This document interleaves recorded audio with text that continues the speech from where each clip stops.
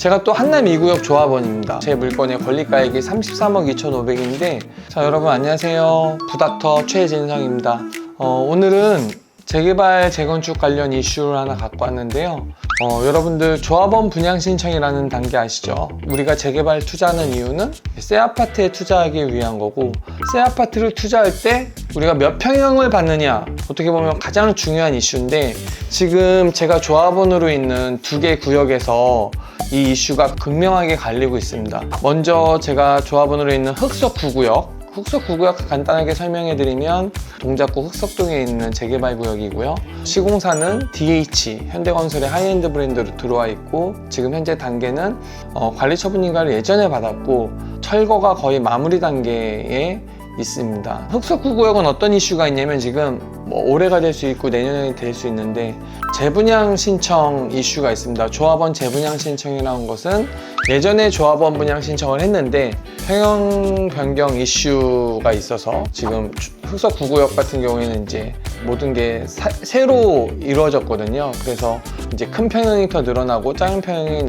낮아지는 설계 변경을 통해서 이게 이제 건축 심의가 들어가서 조합원들에게 더 큰, 최근 트렌드대로 더 큰 평형을 많이 주기 위해서 조합원 재분양 신청을 하게 되는데, 이렇다 보니까 기존의 권리가액이 낮으면서도 운 좋게 큰 평형을 받았던 이미 평형 신청되어 있는 조합원들이 있고, 어떤 이유로 권리가액이 큼에도 불구하고 작은 평형을 신청했거나 아니면 작은 평형을 신청한 조합원의 물건을 산 승계조합원인가 조합원들 같은 경우에는 내 권리가액이 큰데 당연히 큰 평형을 신청해야 되는 것이 맞지 않느냐라는 이슈가 있습니다.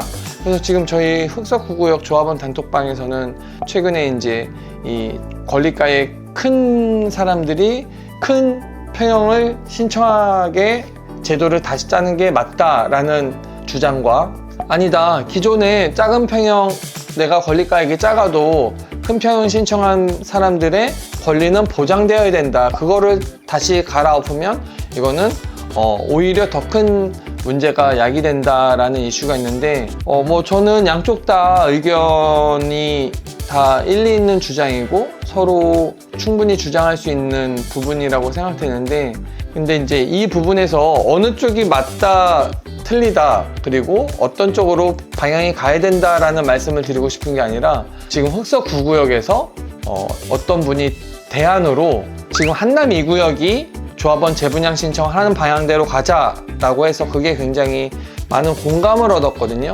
제가 또 한남 2구역 조합원입니다. 그래서 한남 2구역에 지금 가는 방향을 잠깐 먼저 설명해드리고 여러분들에게 한번 해볼 수 있는 이슈를 던져드리고 싶은데, 한남 2구역이 어떻게 가느냐, 지금 한남 2구역은 조합원이 한 900여 명 정도 되는데 1등부터 900등까지의 순위를 권리가액 순으로 이제 배열을 해본 겁니다. 8천만 원 정도의 권리가액이면 906등, 그리고 1억 8천만 원 정도의 권리가액이면 896등. 이분들은 자동 배정을 했을 때 59제곱미터의 배정을 받는 거고요. 그리고 424등에서 895등까지, 즉 권리가액 순으로 보면 1억 9천에서 16억 3천까지는 84제곱미터, 즉 34평을 자동 배정 받는 구조다. 그리고 423등이 권리가액이 16억 4천이고요. 293등이 900명 중에서 20억 7천인데, 이 정도 사이에 있는 권리가액에 해당되는 조합원들은 자동 배정으로 인해서 108제곱미터, 즉 38평을 자동 배정 받는 걸로 간다. 그리고 그 위에 이제 292등에서 193등 사이면 권리가액 순으로는 20억 8천에서 25억 2천 정도가 되는데, 여기 사이에 해당되는 권리가액을 갖고 있는 조합원들은 48평을 배정받는다. 그리고 192등에서 98등 사이면은 권리가액으로 25억 2천에서 32억 6천인데, 이 정도면은 54평을 배정받는다. 그리고 끝으로 저 같은 경우에는 제가 한남 2구역 조합원이고 제 물건의 권리가액이 33억 2,500인데 33억 2,500이면 제가 오늘 조합에 다녀왔거든요. 91등입니다. 그러면 저는 59평을 안정적으로 배정받을 수 있습니다. 지금 한남 2구역은 펜트하우스를 12채를 짓는데요. 180제곱미터, 즉 72평 펜트하우스 3채, 그리고 59평 펜트하우스 9채를 짓는데, 당연히 펜트하우스를 12채 지으니까 12등 안에는 들어가야 펜트하우스를 자동 배정 받습니다.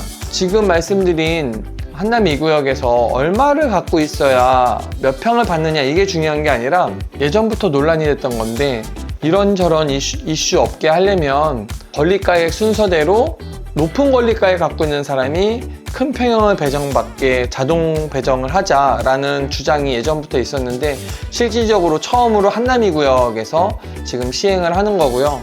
그러다 보니까 이 평형 배정 이슈가 있는 흑석 9구역에서는 한남 2구역처럼 하자라는 얘기가 나오는데, 여러분들 어떻게 생각하세요?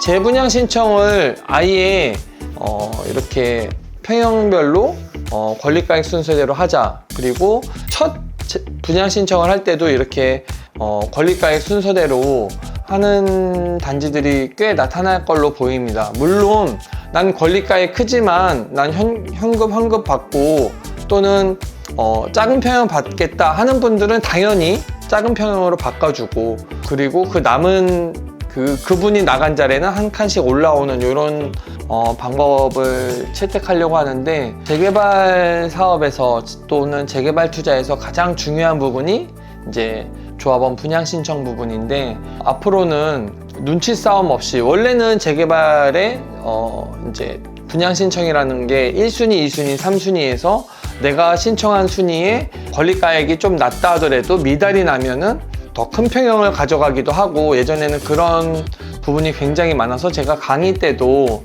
1순위는 소신 지원을 하고 2, 3순위는 큰 평형에서 사람들이 신청하지 않을 수 있는 복층형 구조나 이런 데에 신청을 해라.